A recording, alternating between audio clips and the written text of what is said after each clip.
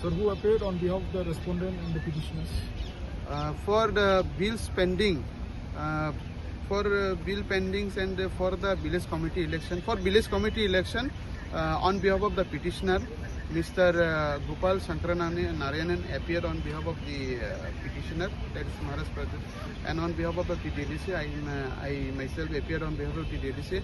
And for the State Election Commission and the rest of the respondent, that is the State Election Commission, State Government, Union of India, learned Attorney General Mr. Venkatramani appeared on behalf of the respondents.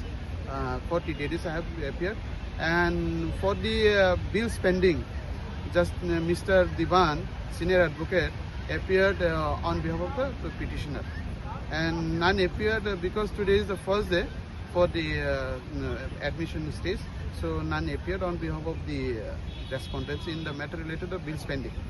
Thank you. So today we heard that there were two matters listed in the Supreme Court regarding TTADC. Can you give us the details or latest update on those cases? Yes, sir.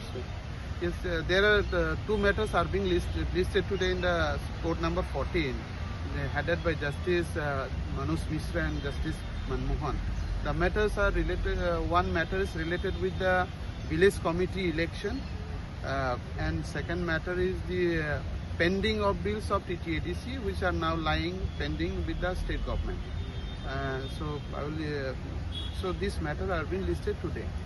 And number one matter regarding BC election matter, today Supreme Court accepted the affidavit submitted by the State Election Commission. In their affidavit, State Election Commission have mentioned that they submitted their schedule of the village committee election, and they have in their affidavit that they will complete the process, including the declaration of result by end of June 2026. That is the last week. By last week of June 2026, they will complete the process, including the declaration of the result of the village committee election. Then the court accepted.